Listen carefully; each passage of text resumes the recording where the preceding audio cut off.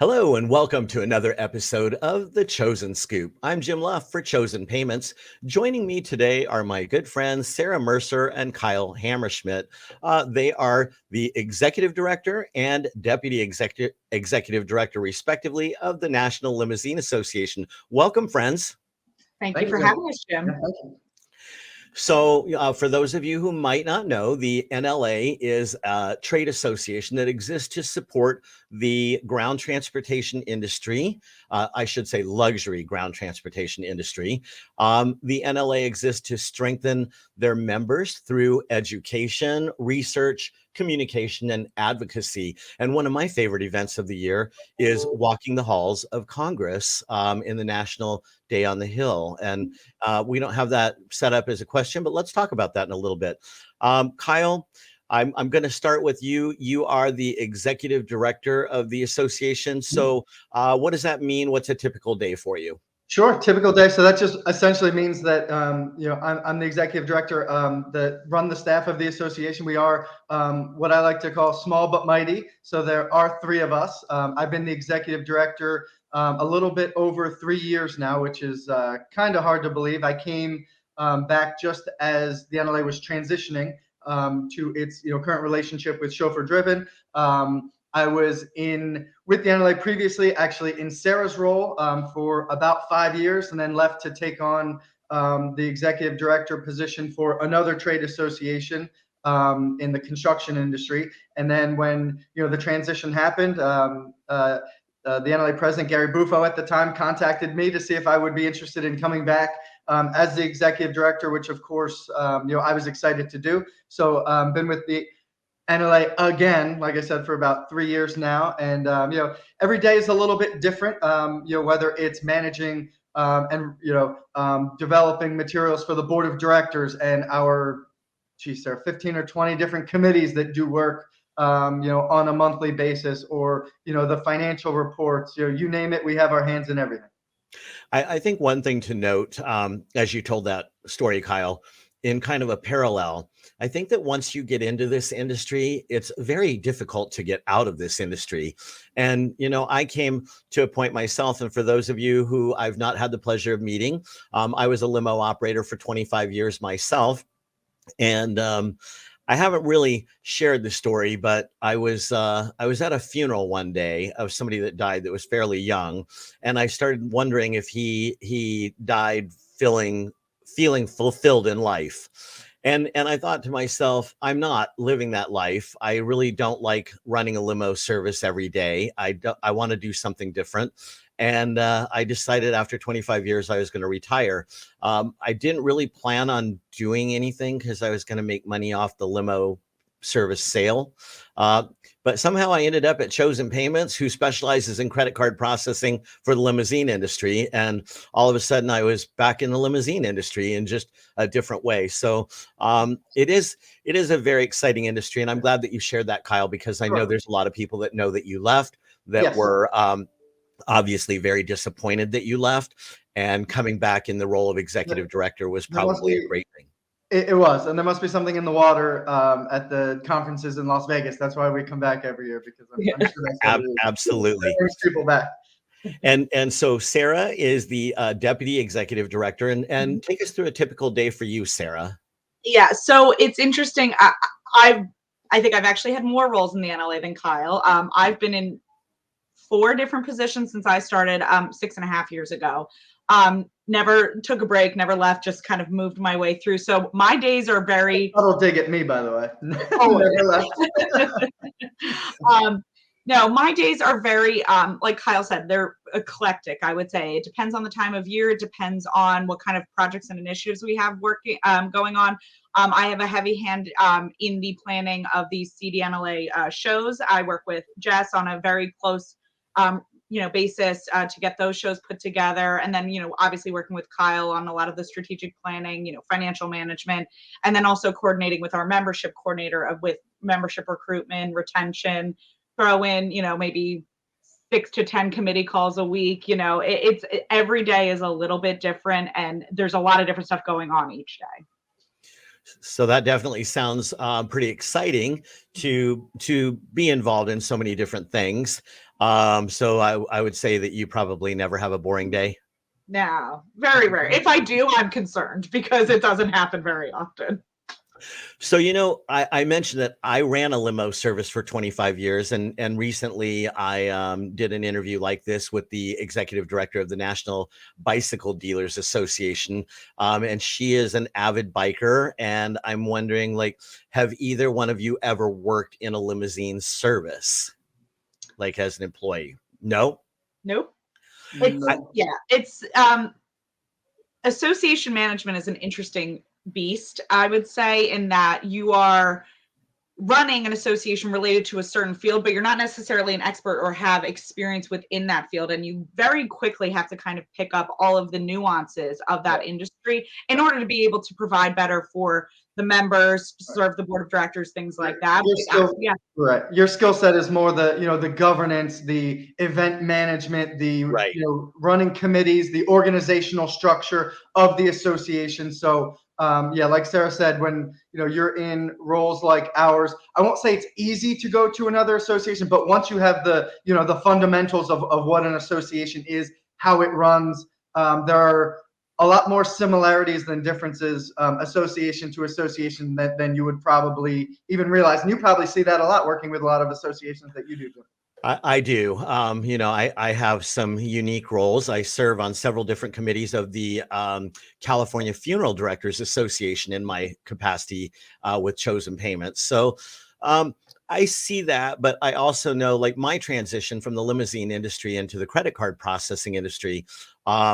You I don't care whether you're in your role or my role, you have to pick up the lingo and the vocabulary of the way people talk. And when I got into the credit card processing business, there's so many acronyms that were thrown around. Well, the same in the limo business. You could be hearing people talking about NELA or LANG or GCLA, and it feels like they're speaking in some kind of foreign language. Mhm. And I know that most of the people who are probably watching this are familiar with my coworker, Sarah McKee, who has since branched off to do other things, but is still associated with Chosen. But she used to talk to me in these acronyms all the time. And I would say, can you just speak in English to me? Because I don't understand what you're talking about. But the limousine industry is certainly filled with them. Let's talk a little bit more about the NLA and how the NLA was created. Either one of you can take a stab at that. I know the story's been told many, many times in probably many, many different forms, but as far as I know, in the, I would say, early 80s, I believe it was formed in a coffee shop or in and around a limo show in Atlantic City. A bunch of different operators likely commiserating about similar difficulties that they were having. A lot of times trade associations are formed because of specific problems that a whole group of individuals in the same industry are facing.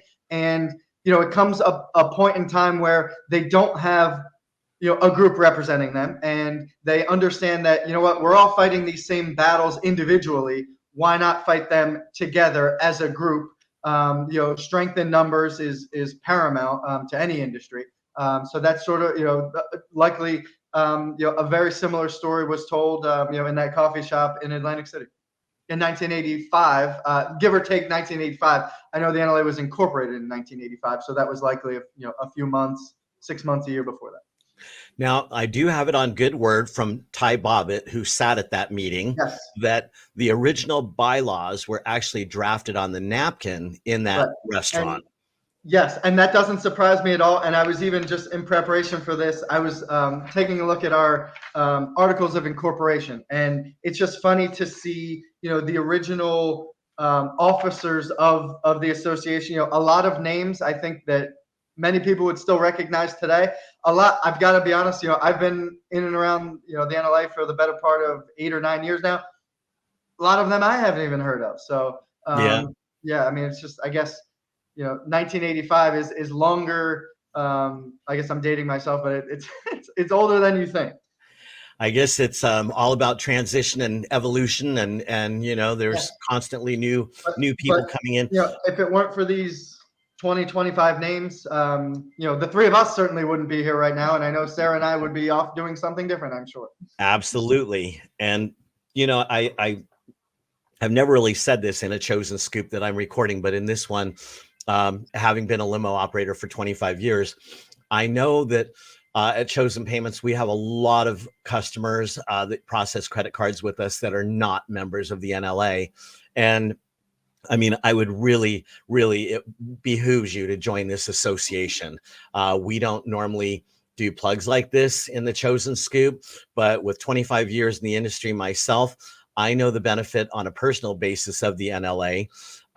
Speaking of that, share with me, who's a typical member? Is it big companies that have 50 cars and over? Is it mom and pops working out of their house? Who is your member?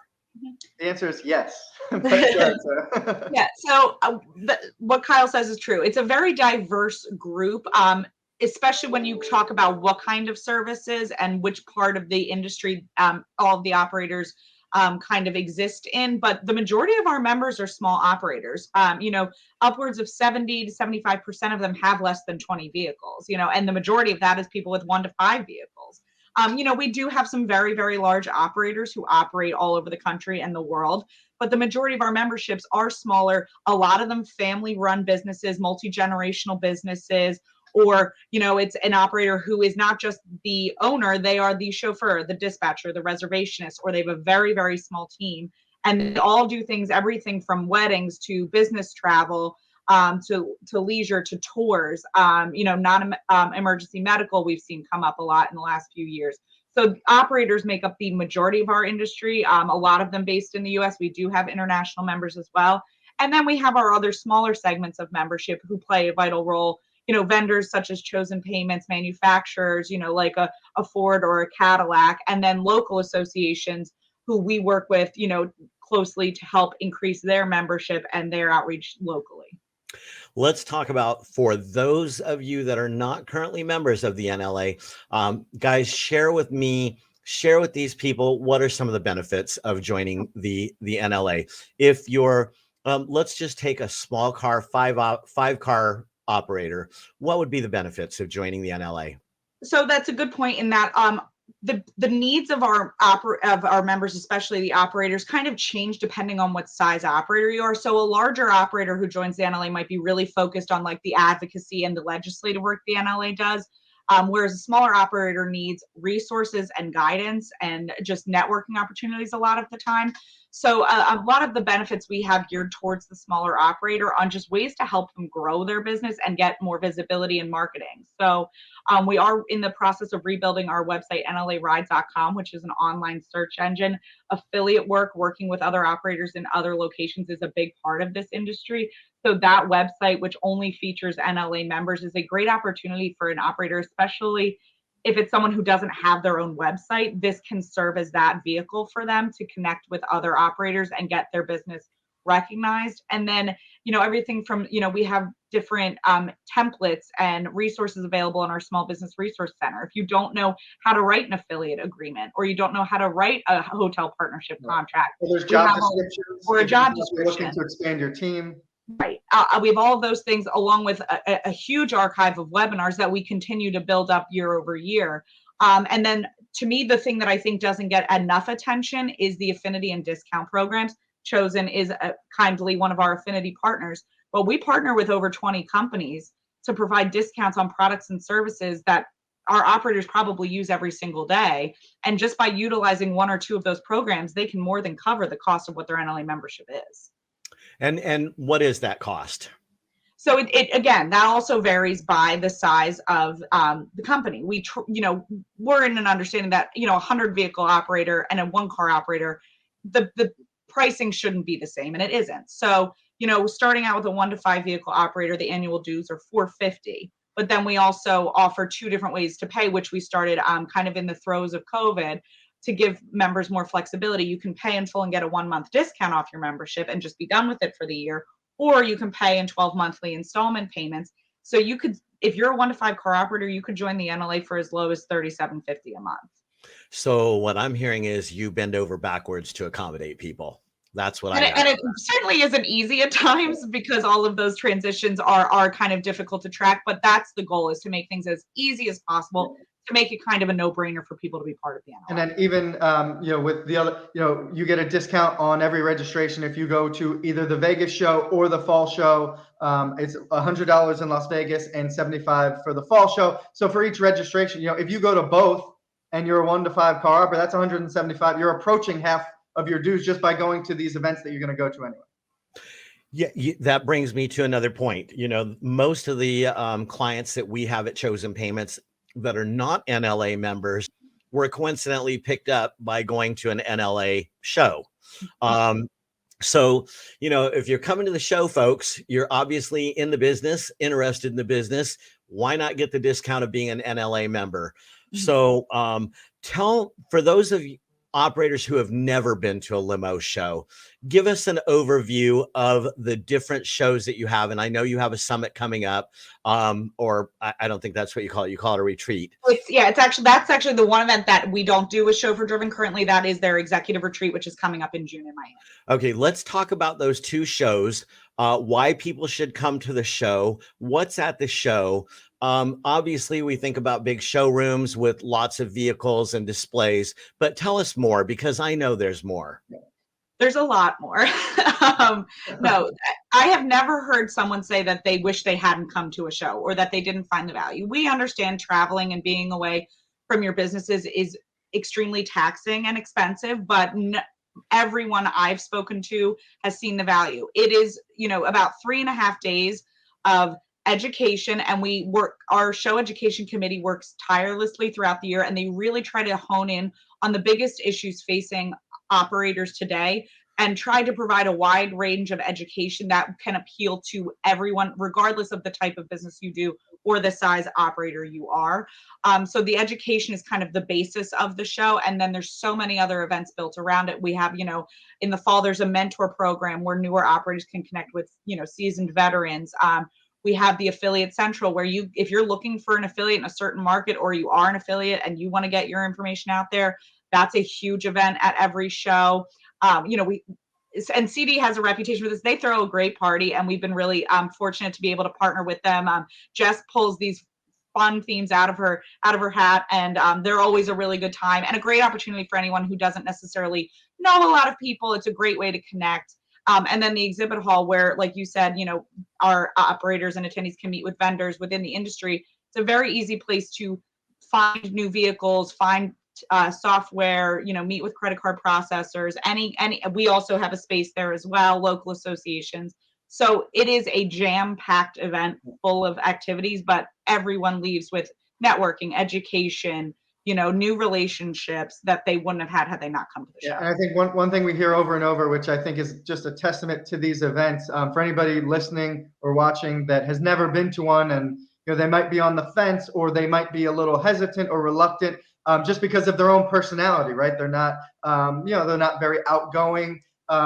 You hear some of the most successful operators in the industry say, they grew their business, by going to these events. They didn't know anybody, but you put yourself out there, next thing you know, you meet one person, then you meet a couple other people, and they introduce you to other people. And you're building these, lifelong relationships from scratch, that are really just, the keystone to your success as an operator, or can be, just by going to a show and introducing yourself to one random person. I had the distinction of attending my first NLA show, when it was the LCT NLA show, as an operator of the year candidate. And so I had never been to a show before. And I won't forget the invitation and being told that I was a finalist in the operator of the year. So it kind of obligated me to go. But my first show was overwhelming, the number of people that I met, and the number of people. When you win operator of the year, everybody wants to meet you when it's over. And I was truly overwhelmed. How many people, and I realize that each show might be different, but what is the average attendance for your shows? Again, we've had a very interesting last couple of years. We had this blockbuster show with Chauffeur Driven for our first show in 2020, and the world shut down about 2 weeks later. And then we didn't get back in person until Dallas, October 2021. But our shows, depending on the Vegas show, is always a little bit bigger. It's just a little bit easier for a lot of international folks to get to. So that Sure. can be upwards of 1,600, 1,800 people, including, vendors and things like that. Whereas the fall show, depending on its location, because that show does travel, that could be anywhere from, 1,100 to 1,300 people. Again, depending, when we go to Orlando and Disney World is real close by, that show will probably be a little bit bigger. Right. But it really depends on the location. But we do see the Vegas show typically is a bit larger. All right. And speaking of, you talked about 2 weeks after your big show in Vegas, the world lockdown. Mhm. What was, for those non-industry members that are watching, how did COVID affect the limousine industry? Oof, I guess how didn't it?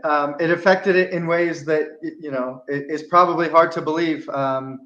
Just being in and such an integral part of the transportation infrastructure. When business travel comes to a halt, when conventions come to a halt, when there are no concerts, there's really no travel of any kind because there's just mass panic. Everyone's trying to number one, learn about what this disease is. And how it affects people, and it affects everybody a little bit differently. But I mean, literally, travel came to a standstill. So at a certain point, it's survival, and it's figuring out what do I do, what don't I do, how do I cut expenses. Unfortunately, what team members of mine, are the most valuable, and can I not afford to lose? And then, after getting through all of that, it's the, okay, now business is starting to come back, and it came back quickly. It was the not being able to hire fast enough. It was taking vehicles off of the insurance and now needing those vehicles again. It was literally selling vehicles and not being able to buy them back fast enough because everybody wants the vehicles now. Right. And still, having issues now. It's not, now it's there's so much demand. There's more than enough demand, but it's the hiring, it's the vehicles, it's the you can't have enough affiliates even in your current market sometimes to it's the unfortunate thing that nobody wants to do is say no and turn down a job because Right. that one phone call you receive could be a lifelong client of yours. And unfortunately, that's just the reality of the situation right now. I For a lot guess of the summary is it wreaked havoc on Yeah. the industry. Yeah, Um, and it was interesting because while, our members, our operators are sitting in there and waiting for the phones to ring and, figuring out how to get themselves out of this mess, the NLA itself was never busier. We were at times doing, it seemed like one live stream a week because we were very fortunate with the connections we have with, both Cornerstone Government Affairs and Evans Communications, that we were able to provide a lot of education that we opened up to the entire industry, not just NLA members, about, the Paycheck Protection Program and all of these different governmental resources that were available to try and provide some relief. So, we were constantly trying to figure out ways to help people, through this when we didn't, we were all kind of just waiting and watching to see what the next thing was going Right. to be and what the Right. next And shutdown was going to be and things right. like that. So we're Yeah, busier and than ever trying to help people who are sitting around waiting to see what happens. yeah, and like Sarah said, fortunately, we were in the position. We did open it to everybody. All of our live streams were, done on our public Facebook page. There was a period of time, I believe it was from about April of 2020 through the end of August, that anybody that wanted to be an NLA member could do it for free, no wow. obligation, no payment, no credit card, no nothing taken, just because it was that important. And it was important to, the President Robert Alexander had just been elected at the board meeting at the end of February, right before COVID. I mean, we were at the show. I wouldn't say COVID was a joke, but it certainly wasn't as serious. Even in the time we were in Las Vegas, from day one to when we left, just on the plane back, and you were given somebody a side eye if they were coughing. It was that serious and that important in the span of 4 or 5 days. But anyway, Robert really understood the importance of opening it to everybody. This is something that's going to affect everyone, whether you're a member or not, whether you're in New York, whether you're in Europe, Texas, it doesn't matter. It affects the industry. And, it was really important to him to make sure that everybody had access to the same information. That's great. That sounds, very, very inclusive. So we are running out of time. We've definitely talked about the importance of joining the NLA if you're not currently a member and you're in the industry. So how can someone join the NLA, Sarah? We make it as simple as possible. It's an online application. All you have to do is go to limo.org and click join now. You can also reach out to us at info@limo.org if you have any questions. We do ask for a lot of information on the application, but that's just to make sure your NLA ride profile is set up as as well as you want it to be. But we try to make it as simple as possible. You can add city listings, vehicle types, airport codes. We try to give it all to you. And then once you, pay your dues and get set up, we reach out to you and get you going from there. Perfect. And so that address again is limo.org, folks.